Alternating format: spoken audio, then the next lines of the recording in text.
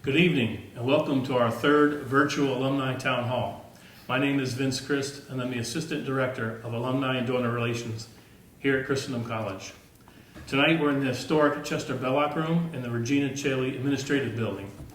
And part of what we would do here at these town halls is to bring together various departments around campus and find staff that are knowledgeable, humorous, and dedicated to the college.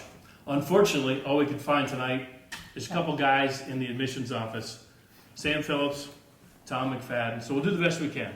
But seriously, we welcome you to the town hall, and I'd like to begin by asking Tom and Sam to introduce themselves and just give maybe a 1-minute intro about how you came to Christendom and a little about what you do here. Thank you, Vince. First of all, you can never give people in the public eye just 1 minute to say anything. We take a lot longer. Anyway, sorry, I'm finished. My name is Tom McFadden, and I've been working in the admissions department since 2004. In 2014, the college decided to make some changes in its structure, and as a result, they promoted me to a new position called Vice President for Enrollment and Marketing.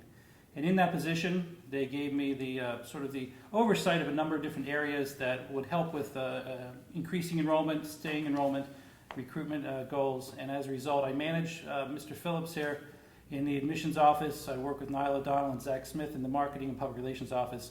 They asked me to work with the career development office and also with a new program called the Academic Success Coach. And all these programs have worked well together for the past couple of years, and it's helping with the retention goals. Great. My name is Sam Phillips. I'm a graduate of class of 2008, and it's my privilege and pleasure to be back here serving the alma mater, and I've been here since 2014 in the capacity as Director of Admissions. And kind of as an amusing anecdote, when Tom here became Director of Admissions, I was actually his first recruit when I was a prospective student. So when I came back as Director of Admissions, apostolic succession, there was a laying on of hands and big ceremony, secret handshakes. It's great. So it's great to be back. Very good. Thank you, gentlemen. All right, first question. Over the years, there have been more and more Catholic colleges and universities popping up, which is a good thing for the church. But how have these new competitors affected recruitment numbers, and has the college been able to meet its enrollment goals? Well, it's a very good question because back when the college first started, and then all the way from the 70s and 80s up into the mid-90s, there were basically three main players in the field of Catholic higher education that when people said, I want to go to a good Catholic college, they would look at Christendom, Thomas Aquinas College, and Franciscan University of Steubenville. Since the mid-90s to the mid-2000s, many more have grown up. Some older ones, say Benedictine College or Belmont Abbey College, have actually sort of refound their Catholicity, University of Dallas as well. And so as a result, there's actually about 20 or so what people would call good Catholic colleges from which to choose. Now, all that being said, it actually hasn't hurt us. It sort of raised the whole boat up a little bit, and as a result, people are thinking about Catholic colleges. And it's mainly due to the invention or the publishing of the Cardinal Newman Society's book, Choosing a Catholic College.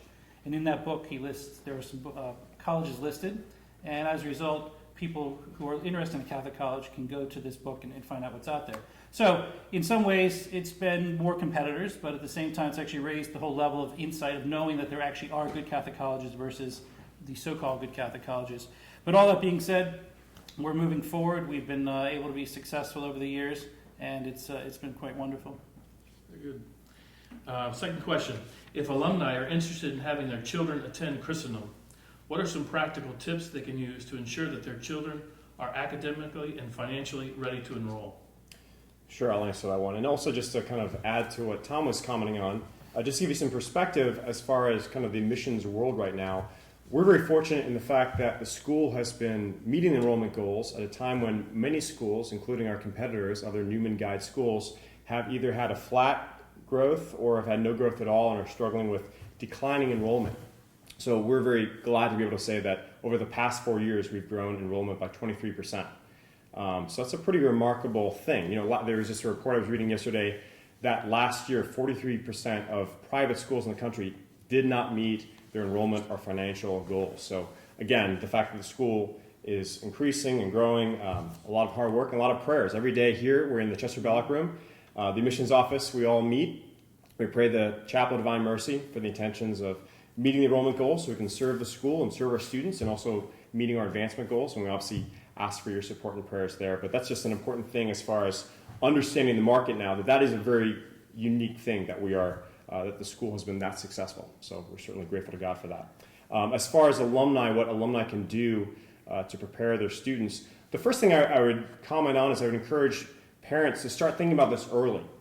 What you don't want to happen is all of a sudden your student is 16 years old, and maybe you went to Christendom, maybe your spouse went to Christendom as well, and so you assume they just kind of pick it up by osmosis, but you just can't assume anything, and you can't be talking about Christendom when they're 16 for the first time. So concretely, what I recommend is coming out and visiting the school. We have one alumna who, she's got 6 kids, and she wants all her kids to come to Christendom, which is great, makes our job easier.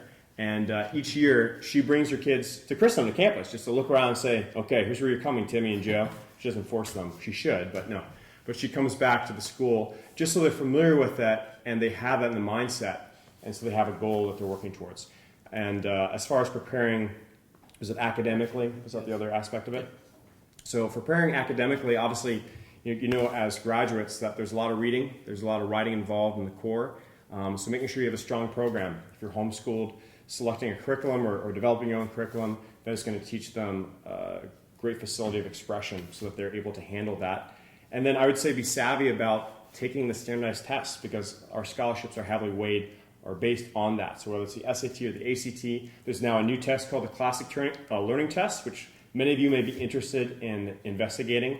It's an alternative to the SAT and ACT, as people see kind of Common Core being involved more in those tests. So doing those things, come to the summer program. You're probably going to hear us say that a lot tonight. The summer program is really, really key as far as, there you go. There we go. Cue in the Summer sponsor program. there. This commercial is brought to you by the Best Week Ever.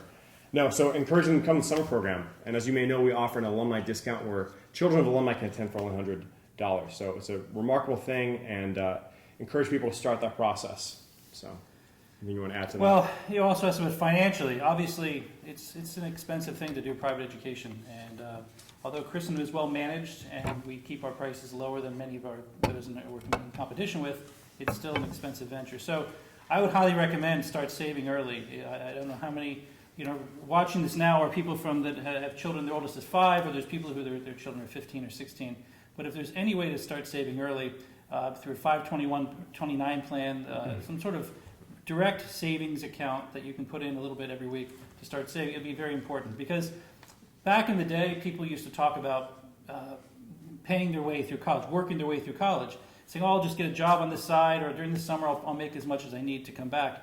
Unfortunately, that's not the case anymore. It's getting to be outside of that range, so you need to have other methods to start saving. And so if you're really dedicated to Christendom, I would highly recommend start saving at an early age. And then studying for the SATs or ACTs, because you get that free money for scholarships. It's less money you have to pay back in loan, and everyone likes free money. So Very good. Let's kind of transition and keep going with the financial aid questions.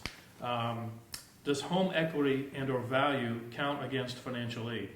Sure, it is not. So if you have one house, then it's not going to negatively affect your financial aid consideration there. Now, if you have a second house or if you have a home in Bermuda, it might affect it. And if you have a home in Bermuda, then you should expect a letter from the advancement office.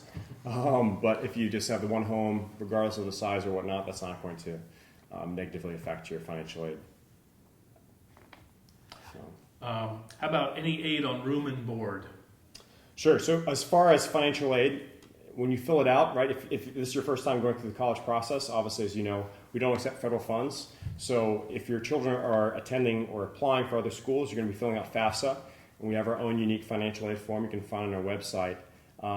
For financial aid, if you receive financial aid, and this is the case for pretty much all schools, it's covering tuition. So room and board, you're expected to cover that for yourself. And that's really, again, that's the case in most schools. Now, of course, you can pursue outside loans. We recommend different private outside lenders that you can do that with. And based on the sort of in addition to these two questions is the whole process. If you're new to it, even if you're not new to it, the whole process of financial aid is very confusing. Every college has a different price. Every college has different scholarships, grants, loans, whatever they have, different offerings. And what happens is every other college except Christendom, at least in the Catholic world, takes FAFSA. And FAFSA, you can fill it out online on a computer. put in some information that comes from your taxes, tax returns, and at the end it sort of spits out this number called the estimated family contribution number. And this magical number is what the government then sends to each college that you have applied to. And this number tells the college, says, well, the EFC number for the Smith family was $15,000. That tells the college that the government thinks you should be able to pay $15,000 to go to any college. And then depending on how much the college costs, each individual college will put in different deals or loans or grants or scholarships in order to try to get down all the way down to $15,000. Not every college actually gives you the estimated family contribution amount. Most colleges do not. We do our own version of the FAFSA, and we use the same types of math equations to come up with the estimated family contribution as the government would. We do take other things into consideration. But in the end result, we also look at it and say, okay, here's what our machine said your contribution should be. And what we then do is we meet about 75% of it. So that's just something to know, that there's this number that people talk about, estimated family contribution. And it's not it's not some magical number that says, oh, that's all I'm going to pay to go to college. It's a starting point for colleges to try to get to that point. And so that would always be above the room and board cost generally. So it's a very intricate system, and it's not a very easy system. The government has done some different things where they allow you to look at the tax returns from the prior year rather than the current year. So it allows people to file their FAFSA, or even at Christendom faster, a year ahead of time, because they don't have to wait for their taxes to be done. But the whole process is very involved. And I work with a lot of students regarding this. And the paperwork that comes back from colleges is very, very confusing. And I'm in the business. It confuses me. And so as a result, it would be very important that if you, in fact, are interested in going to Christendom, to talk it through with us. Don't just assume, well, I got this letter from this college for $20,000. And I got a letter from Christendom that says I'm giving you a $6,000 scholarship. Truth is, you have to look at the cost of the place, and then we deduct things what your bottom line is going to be. And that is something most colleges do not tell you at the offset, because they don't want to tell you how much you're going to pay. They tell you how much they're going to give you. And it sounds very exciting. But at the same time, at the end result, you need to know how much you're going to give us. And that's important for you to know. So we work with people on that, both in the admissions office and in the financial aid office, to work you through those problems. We talked earlier about the changes in finances and college costs, and that you can't work your way through college. But the college does have a work-study program. So in the old days, there were many different varieties of work study on campus, and I believe, if my memory serves me right, that was applied to your college loan. I think it's a little bit different now. Do you want to talk about how that work study program works now? Back in the old days, it was sort of deducted. You were paid up front, so to speak. And as a result, if you didn't do your 12 hours or 15 hours or whatever many hours it was, in reality, you were supposed to sort of pay that money back to the college, but that didn't always happen. So sometime in the early 2000s, they changed it to be basically the freelance economy. I mean, it's you get a job, you get paid, you get a check, it's direct deposit in your account. You can spend it on whatever you want to spend it on. If you want to spend it on pizza, great, go to movies, whatever you want to do. If you want to write a check to Christendom as soon as it's deposited in your account, you can do that. But it's totally the free market society. You get the job, you get paid, you can do what you want with it. Over the course of a semester, if you get a 9-hour-a-week job, which is the normal on-campus work-study job, you can hope to make about $1,000 a semester. So over a year, you can make about $2,000.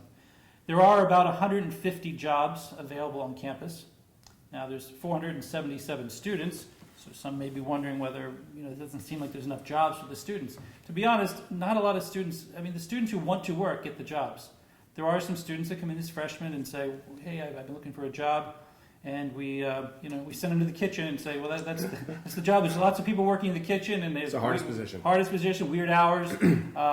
Now we have Chef Don Higby, who's an alumnus. He's back now as the executive chef, and we're working with him to get more people in there too. So the key to it is to know that the people who do want the jobs generally do get a job. Maybe not the first semester, but definitely as they move through. So there's not a big dearth of that. Secondarily, so that's the on-campus work-study position. Again, it's anyone can apply for them and get those jobs. Then there are people who work, and this area has grown since 2005. The Front Royal, greater metropolis of Front Royal has grown quite a bit. We even have a Walmart now, some super Walmart. And a lot of our students can work in the service industries, and there's a lot of vineyards in the area. And a lot of students actually work on the weekends in vineyards, and the way it is with Christendom people, once one Christendom person starts working there, all these other people keep working. So we have a couple of vineyards that are, they love hiring Christendom people, and they're making good money, and there's coffee shops in town. So there are other ways to do it. Plus there's a lot of, babysitting and landscaping and, clearing trees and things like that, that there are things for students to make extra money if it's not through the on-campus work-study program. And our program in general is on par, a little more generous than other colleges compared, right? Is that? I to be honest, I'm not that familiar with how they do it. I know some places you have federal work study, you're guaranteed work study. Some places maybe pay you more per hour. The kids working here may be making, depends on, there's different levels of jobs, whether it's sort of just pushing buttons or whether they have to think about things. So they can make anywhere from minimum wage to $9 or $10 an hour. And again, the point is that it's independent of need-based assistance, unlike other schools. So right now, for instance, we're in the Chester Belloc room. For those of you who haven't been back to campus in a while, the old porch has been filled in, and that's now the admissions office. So I think my desk is where there used to be the telephone booth. And right now, as we're conducting this town hall, one of my student workers is making calls. So if you get a call right now, pick it up. It's a calling for your student. All right, retirement accounts, do they count against financial aid? They do not, as long as they are official retirement accounts. If you just say, I have a bag full of money someplace that I'm going to save for when I retire, that will count against you. But if you're actually doing an official, 401k or 3B or any of these IRAs for retirement, it does not count against you. And how about the financial aid package? Does it diminish over the 4-year period you're here as a student? It does not. Well, it doesn't necessarily. It could. Depending, every year a student has to reapply for financial aid. So, say someone's in a regular 9-to-5 job, daily or yearly raises or bonuses or whatever, and everything hasn't gone up too much. There's a good chance that the next year you'll get the same amount of financial aid as you did this year. But maybe you're a real estate agent. Maybe you're making a lot of money one year and not a lot of money the next year. That would be sort of held against you in that sense to say, well, this year you have more money to pay. But that being said, we have scholarships that are 4-year scholarships. At one point in our history, we didn't, so they are 4-year scholarships. And basically, the need that you have after that, the college does increase in price every year, unfortunately, not by much, by 2 or 3%. And as a result, your contribution through paying out more money may increase a little bit too. But as far as the actual aid that we're giving, the scholarships remain the same if GPAs are met, and then also the sort of loan and grant ratio remains the same. And so just to point out a couple of things that alumni should be aware of as far as financial aid offerings. Of course, we do have an alumni scholarship. It's about $1,000 a year, so $500 a semester for children of alumni. And then also something that we're offering this year is a scholarship price match program. And that's geared toward, as Tom was kind of talking about earlier, the financial aid process at different colleges can be very complicated and unclear as to what are you actually paying. You get a large scholarship, but maybe the cost of the attendance is bigger anyway, so it may not make a difference. So the purpose of this program is for students who are applying to a variety of 4-year private Catholic colleges. And if you're receiving an academic scholarship at one of those other schools and having gone through the whole process, financial aid, etc., having arrived at your bottom line, if your bottom line, meaning what you're being asked to pay that institution, is less than what you're being asked to pay here at Christendom, then that's where the scholarship price match program can help. And so that's something you'd apply for to try and have that bottom line match at Christendom. So we're very excited to offer that initiative and something certainly families should take advantage of. All right, let's talk about the actual application process. Can you give more specifics about that process as far as timelines, tests to take, advice on improving scores, or what stands out on an application? Sure. So personal checks written to me stand out very strongly. No, to give you the timeline, what I recommend is for students in their junior year, really in the December of their junior year is when you should really begin the college process in earnest. Now, hopefully, you've been thinking about college, and hopefully as families, you've been discussing different options, and hopefully, obviously, talking about Christendom.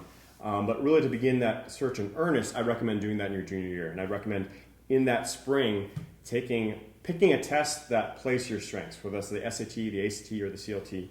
We don't actually care. It's just whichever one you think your student is going to do best with. So at least take the test then.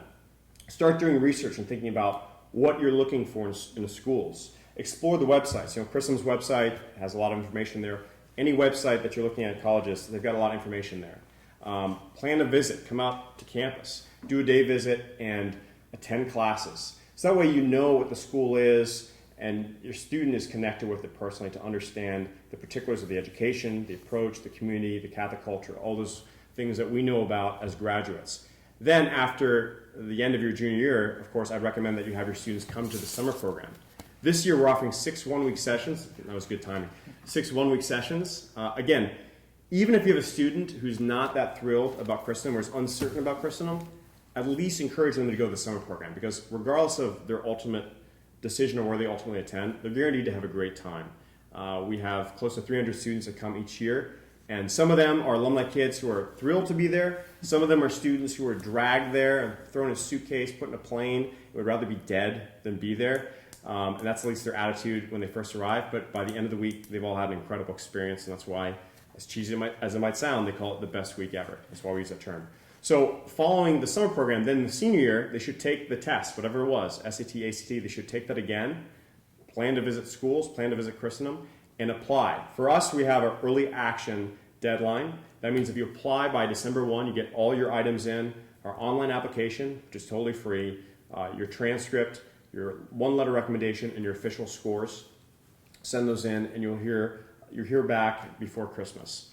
So that's an option there. If you can't make it in by the fall, then our March 1 deadline comes up then. But really, if you're coming at this at the end of if you're really starting to apply and just thinking about it in the middle of your senior year, we can still work with you, and it's not too late. But if you're ahead of the game right now, it's to your benefit to start thinking about that and making a strategy about how you're going to visit, how you're going to apply, what you're going to do to maximize your scholarship opportunities. Anything you want to add to that? I have a couple of my kids have gone here already, and we've looked at making them do the SAT early, so we actually have them start taking the SAT, I think when they're 15, 16, and 17, because there's some aspects they're learning that actually they know better when they're 15, and maybe by the time they're 17 they've forgotten. So it's sort of you catch it all. We do something here called super scoring, where we take the best of the 2 sections and add them together from the 3 different tests, if you took 3 tests. So we've done it at home using SAT books, studying for that, getting better and better and better as you can, and as a result, we don't get scholarship because our kids go for free, but it's still showing that you can get better with the tests and improve your ability to be prepared to go to college. And I think in the past there used to be a stigma about taking the test multiple times. Maybe people have the perception that it made them look desperate or they're trying to game the system. There's really not that perception anymore. So we do recommend taking it 2 times, taking it 3 times, as many times as you need to really get the scores you need. Because again, that scholarship money can make a big difference for families. So. Do you want to make a third shameless plug for the summer program? You mean for the summer program? The alumni discount? For the best week ever? Did we talk this about that right yet? here? Yeah. Yes, this is the best week ever. It is the best week ever. No, this is a great experience. Again, 6 one-week sessions. You can attend for only $100 if you're, so for alumni who have children who are entering their senior year of high school. It's after their junior, it's in between their junior and senior year. Come on out. You can sign up on our website. Again, it's an awesome experience. They have classes every day in philosophy, theology, history, literature. Don't assume that your students will automatically understand Christendom or get it. It's our experience that the summer program is one of our most effective recruitment tools just because Christendom is a unique institution. A lot of people can't pronounce our name correctly, right? You know, in town they call us just the college, or when we go on the road they mispronounce our name, the Christendom or Crimson College is once how I was introduced as being from Crimson College. So, and the fact that we're a smaller school, the fact that we're the liberal arts, there are all these different things that for those of us who've experienced the education, we understand its appeal, we understand that's what makes this school so great. But for somebody, your average high school student, or somebody not already familiar with that, why am I wearing a dress code? Why am I wearing a necktie to class? Why would I want to do that? It might be kind of hard for them to grasp at that. But the summer program is great at communicating the beauty of Christendom and getting them to give it a real consideration. So again, encourage that. And even our people who work here, who are faculty and staff, who are all in on Christendom, their own children come to the summer program, my own included, and they literally leave saying, Daddy, I didn't know they did all that at Christendom. I didn't know this was what it was all about. And Which means you've been failing. I guess I don't have to bring my kids to work or something. But the point is, they experience it. In my own children would say it's the best week ever, and they've been around Front Royal and Christendom for many years.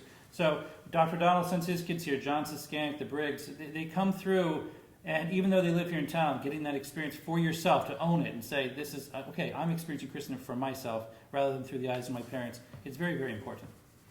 All right, we'll get 2 more of those plugs before it's over. But let me jump down real quick as a related question about the summer camp. What's the percentage of summer camp attendees that actually come to Christendom? Sure. Well, from those who attend, about 70% of them end up applying. And as far as how many, the yield rate meaning how many people we accept that then end up coming, that varies from year to year. But looking at it another way, each freshman class is made up about 60% of them attended a summer program. So it has a huge impact. Again, it's pulling people from all different backgrounds. We survey them at the end of the week. A lot of them say, prior to this program, I had zero interest in coming to Christendom. Some of those are alumni kids too, because for some personalities, the fact that mom and dad went there means that they're interested. For some people, the fact that mom and dad went there means that they want nothing to do with it, right? We all have kids with different personalities and different interests there. So it definitely has a big impact on even the students who come in hesitant and apprehensive of getting them to become interested. And there are a lot of people who would say, if it hadn't been for the summer program, I never would have come to Christendom. We actually have a donor, Mr. Murphy, who donates money every year, thousands and thousands of dollars every year. He's not an anonymous donor, so it's okay. Specifically to give out discounts to the summer program because he sees that Christendom would not actually be able to grow its enrollment and continue on where it is if we didn't have the summer program. Because this is our one way of a lot of colleges go out on the road and sell their wares to different high schools around the country. We do that. But the best thing for us is you actually have to come here and see it and feel it, touch it, all that stuff. And the summer program, Mr. Murphy says, I need to get more students on that campus to feel it. So basically, anyone who wants to come, there's price is never going to be the thing staying away because we have a very generous donor who sort of makes up the difference, including being able to give the alumni discount, $100. Good. Okay, with the college plan on growing to a set number of 450 residential, a total of 550, and with the growing number of alumni and their children, should we be worried that our children won't get accepted or there will not be any room for them? That's an important question. Sort of where we are right now as the guy in charge of kind of monitoring enrollment. Our plans for going from today, where we have 477 students, to going to someday having 550 students, that will not be for another 7 years. So basically, fall of 2023 is on our paper. If all things are perfect, all things are going well, we will hit our 550. Again, that's total, where we expect out of the total 550, there will be a certain number of students living off campus, a certain number of students in our own program, making our residential program 450. But all that being said, we can't, 7 years, we don't know what's going to happen in 7 years. We're looking forward to it. We would hope that we would have room for everybody. At some point, if we have a cap, there are a lot more alumni children and alumni who are younger age right now than my age. And so they're going to have more children because there's more of them. And at some point, will there be 500 graduating seniors who are alumni kids applying to Christendom? I don't know when that's going to happen. It's not going to be for a while. It'd be actually, in some ways, it'd be sort of a good problem to have a little bit of a waiting list. But right now, we don't have that. We don't foresee it for a while. The reason we don't have a waiting list is not because people don't want us. We actually have plenty of people. It's because we actually have a growth rate of moving forward and growing 23% over 4 years. So it's a question that the college has thought about in the past. We don't exactly have an answer for it, but we haven't had to come up with an answer yet because we haven't reached that position. But we do understand it's an important position. But there's always, right now, about 15% of the freshman class every year are alumni kids. There are more than that many children that could be coming to Christendom each year, but they choose to go elsewhere for other reasons. So even if the children if there were that many children, they might not all want to come. So we're going to have to kind of cross that bridge when we get there. And earlier you were making the comment about just our alumni pool, how a big chunk of them now are from the 2000s, just because the school has grown, so bigger graduating classes. So what is it, 1,600 since? Yeah, I mean, I've been, since admissions director, I've been responsible, I've been part of bringing in 1,600 students to Christendom. I mean, there's only about 3,200 total people that ever walked on this campus. So and that's only been the past 13 years. the college was around for 27 years or 28 years before that. So out of the first 28 years, there were only 1,500, 1,600 alumni. And so in the past short period of time, there's more. So most of our alumni at this point are pretty young. So this question we have may not come to play for another 15 years or so. But the college knows it exists, and then as we move forward, we'll start coming up with plans for it. All right, kind of a related question. If all things are equal, are legacy kids given priority admission over non-legacy students? Sure. Well, right now there's not really a policy as far as favoring one or the other. Technically it's the admissions committee that authorizes the acceptance of any student there. So that hasn't really been an issue, just because, again, it's following the timeline. So if you're really interested in having your student attend Christendom, if you're applying early, if you're doing everything right, if you're showing that you have the academic preparation and you're admission fit and you're interested in what we're offering here, and you apply early, right now as we're structured, there's a very good chance, as long as you're meeting our academic requirements, that you're not going to have a problem there. Now, obviously, if you're applying later on or you're missing deadlines in the spring, there's a good chance you're not going to make it. But we haven't really had the situation of, hey, we have this large waiting list. We have Joe and Tim, and one's an alumni student. Which one are we going to favor? So that's something that the admissions committee would have to, as this kind of becomes more of an issue, that's something they have to make a decision as to, are we going to give a certain percentage to each class to alumni? I will say, though, in past, we have actually rejected some alumni children. Not because they're alumni children, of course, or anything their parents did when they were here, anything like that. Some people think we might do that. We don't. It's basically based, they didn't meet the standards.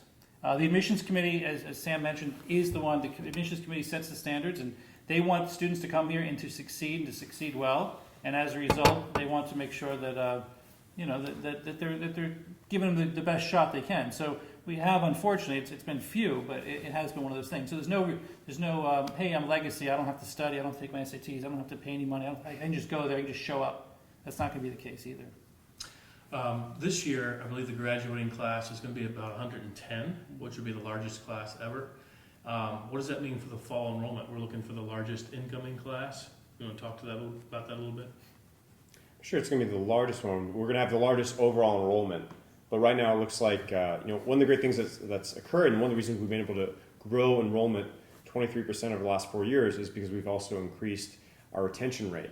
So that's an awesome thing. One of the reasons we've been able to do that is part of the work that Tom does in his position as VP for enrollment, the fact that we now have an academic success coach. So people who are students who may be struggling but are willing to put the work in, we're losing fewer of those people, and that obviously helps maintaining our numbers. So we will be increasing the overall enrollment, but we're looking at an incoming class of about 150. So 2 years ago we had a slightly larger class. That's how it looks like right now.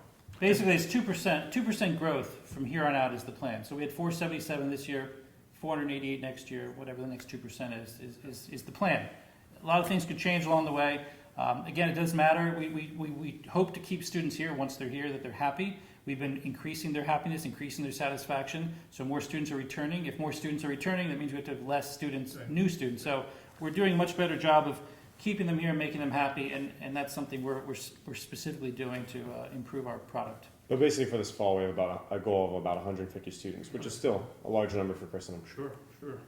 How can alumni concretely help in gathering potential student interest? Helping to recruit. So there's this program that we offer. You may not have heard of it. It's called the Experience Christendom Summer Program. No, I mean, that's honestly one of the biggest ways. But there are other ways that alumni can help as well. Maybe you don't have students who are in high school. So it's adopting a parish. Adopting a parish means that you choose to promote Christendom at your home parish. We will send you materials. We'll send you stuff about our summer program and other things. And that you work with your pastor to make sure that's there and available for parishioners so they know about Christendom. We don't want Christendom to be a best-kept secret. And really, alumni, that's one of the best ways to go out into your various communities and speak about Christendom, the impact it had in your life. So adopting a parish, adopting a local school, again, promoting the different things going on here, whether it's reading the Chronicler or sharing the Instaurare, or, again, summer program. We now have a new publication called Principles. All these different things you can do. Another initiative we have is called Christendom 101. We formerly called these Meet Christendom events. And basically what this means is that you host an event at your home, or if you don't feel like your home is set up to do that, you can have it at someone else's home, or you can do it at a parish. And the idea with this is it's kind of network marketing, right? It's the idea that reach out to the people that you know, the people in your parish, your family, your friends, and hold an event where we provide you with a video that gives you an overview of Christendom. You share a brief testimony about your experience with Christendom. And even if you just have 2 families come, it's totally worth it from our point of view. If you have 50 families, that's awesome, but you don't need to feel like it needs to be some big production. We help you with all that. We reimburse you for the costs. So the big things, again, are adopting parishes, getting the word out there, promoting the summer program, and hosting Christendom 101s. And sharing on social media, too. I mean, see, we post a lot of things on our Facebook and Twitters and all those other things. Sharing those things, not be afraid, just hit like. You hit like, all your friends see you like that, all of a sudden they know something they didn't know before. So it's very important. And not to be afraid. We've had some alumni that say, I don't, there's other good colleges, too. I don't want to just promote Christendom. Well, as an alumnus of any college, I wouldn't be surprised if someone was wearing their school's T-shirt. I'm not going to fault them for that because they went there. They should have school pride. We would hope that our alumni would have school pride and be able to go out there and say, yes, I went to Christendom College and I want to promote it. And that's something that we would love to have more and more of it. The current parents, those who currently have students here, we've been working with them and they've been hosting these things because, of course, they have current students here and they're sort of seeing what Christendom is like now. If you were like me and went to school back here in the 80s, I mean, you might not have so much pride for what you went to. I mean, I would... Especially if you're friends with Tom, yeah. Yeah, especially that, if you had to eat in this hall right here.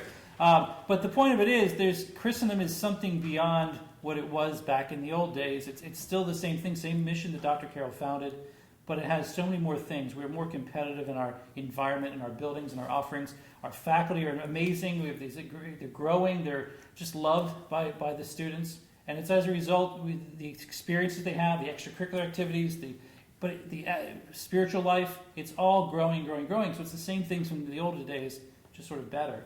And we have to keep all these things better because we're in competition with all these other 20 good Catholic schools.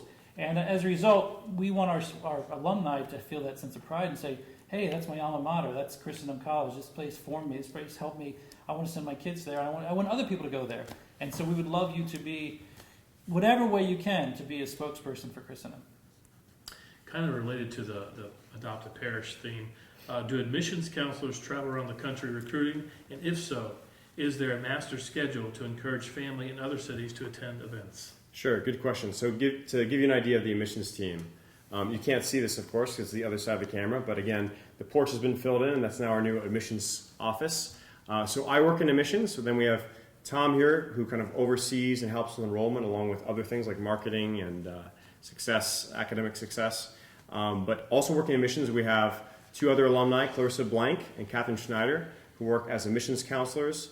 And so it's really, Catherine Schneider is the one who's on the road primarily. I also go on the road, as does Tom. And someone was asking Catherine the other day, she was talking to another high school counselor, and the high school counselor was saying, oh, well, my region is, I've got Maryland and Virginia and Pennsylvania. What's your region? And Catherine was like, North America? Because the reality is we're a small office, and so we do travel around, but we're very selective about where we go, because we're not just going to drop in at some random school and beg a counselor to have a stand in the corner during lunch to wave our flag and say, hey, please come talk to me so I can explain to you why the liberal arts aren't useless. It's just not a very effective use of our resources and our money. And we found that, again, the summer program, utilizing alumni, doing these Christendom 101 events, has been very helpful in kind of achieving our goals. So we certainly do travel around all the country. We don't necessarily have a master schedule, but if there is a specific area that you're interested in having someone come and get and speak, and you have a parish or homeschool group or a high school that you recommend, and we're not already visiting there, please feel free to reach out to us. We'd love to hear your recommendations. Obviously, again, we might be limited. We may or may not be able to go there, but we'd love to hear that. But just know that we are trying to go to all different places. But one of the most effective things, again, that we found is at these different schools that we go, for instance, by getting juniors to come to the summer program, it's going to be a lot more effective way of communicating Christendom to them, rather than as seniors trying to say, hey, you got to apply to this school. The basic principle is this. If you don't visit our campus, there's a very, very small chance you're going to attend. I think back in the 80s, it was probably more the case that people would say, hey, I saw an ad for Christendom in the Wanderer. That's an Orthodox school. The culture's going crazy, and we're sending our students there.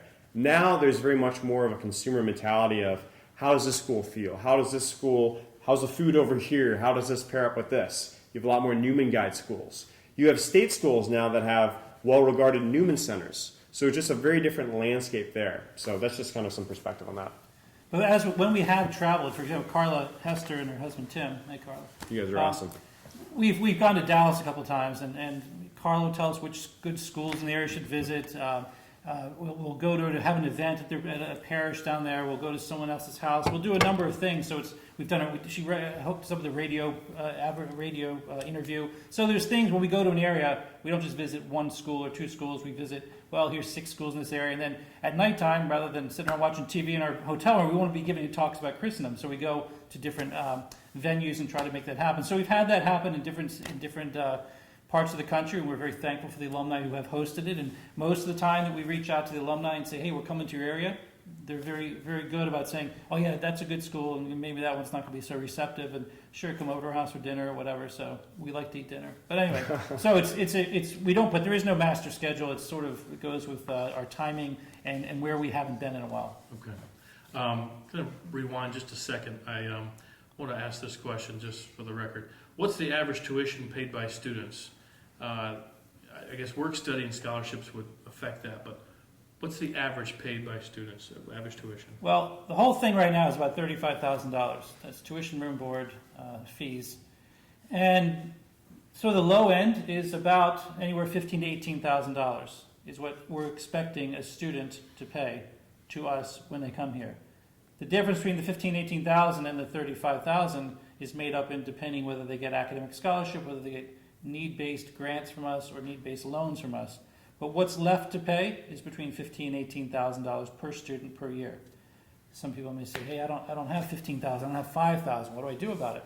Well, just like every other school, they say, hey, there's an outside loan place to go. And we recommend to go to a Sallie Mae or PNC to get an outside loan. Or you're able to, there's a scholarship website we just came across recently where you can actually put in your information, what you're hoping to major in, where you're from, your age, your ethnicity, things like that. You can type it in there, and the machine tells you, oh, here's all these scholarships that are actually available for you, or that at least you are able to apply for. So there's outside scholarships, but it is an investment. It is an investment, but it's obviously the families that keep sending child after child after child, they see it as a good investment for their children. All right, I think this might be our final question, and I'll get some final comments from you. What are Christendom's top 5 competitor schools, and what suggestions do you have if a potential student is thinking about Christendom? They're also thinking about these other 4 schools. So first, what are the 5 major competitors for Christendom? Sure. Well, I guess 5 or 6.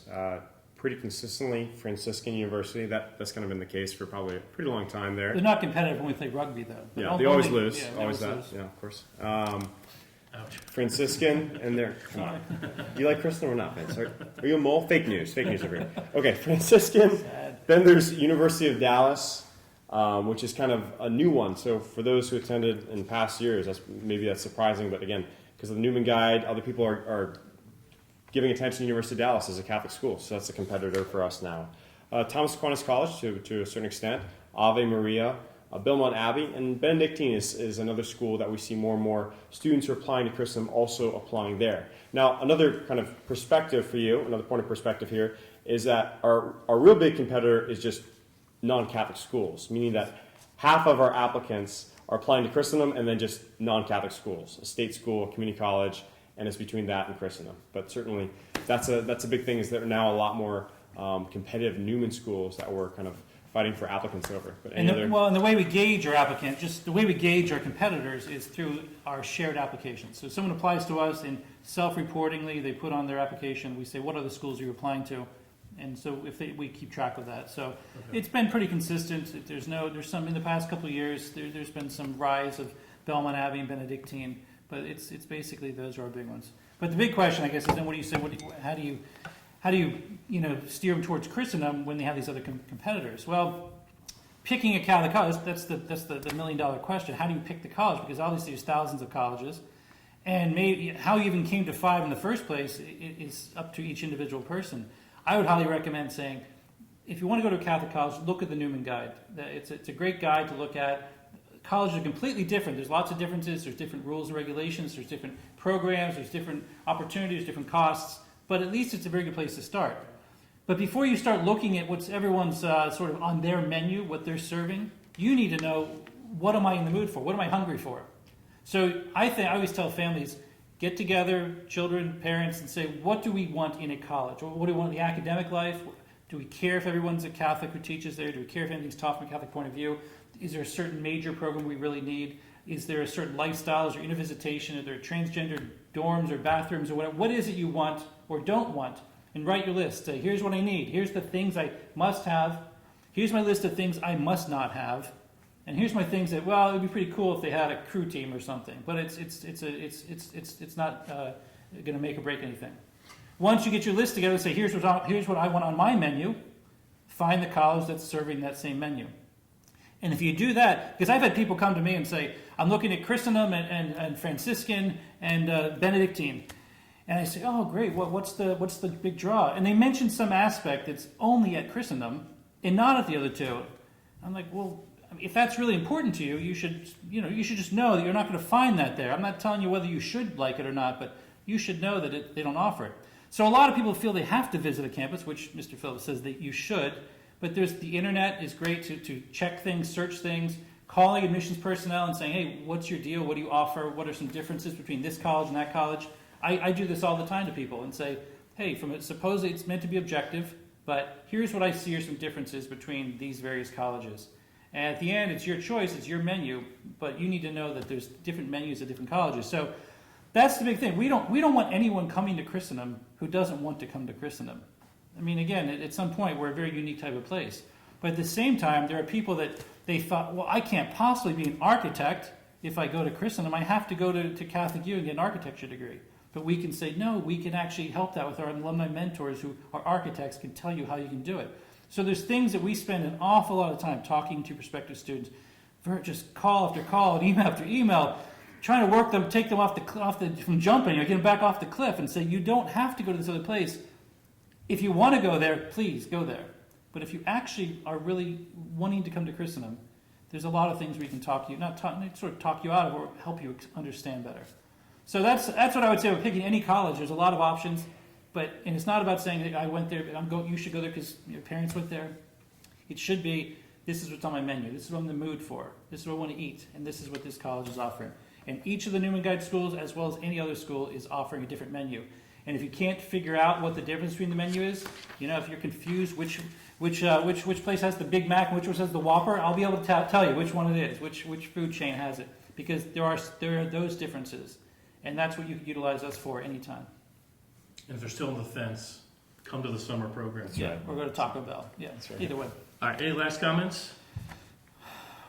I would just say we're here for the alumni, and we want to do anything we can for you. We're very accessible. We both can be reached by phone and email anytime. And I'm very appreciative. We've recently tried to start an alumni mentoring program because we need the alumni to be able to reach out to prospective students who think they can't do what you do because they came to Christendom.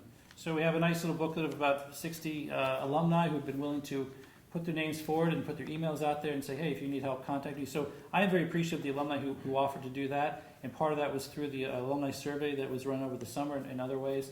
And if there's anyone else who wants to help us out in some manner, small manner, big manner, whatever it is, please just let us know. Because without the alumni, we're nothing. We need you guys out there because, again, there's 4 of us basically working in the admissions office. We need the grassroots effect to sell Christendom to the rest of the world. And our alumni are our best asset. You're the product. And so we really need you. So we hope you can help out. That's right.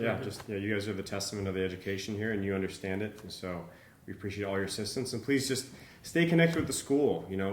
Try and follow the chronicler. I know you get the email every Friday, and maybe you're not necessarily reading it every Friday. Okay, there was another dance that happened here on campus. But stay connected. Know what's going on with the school. There have been a lot of developments, even just in the last 2 years here on campus.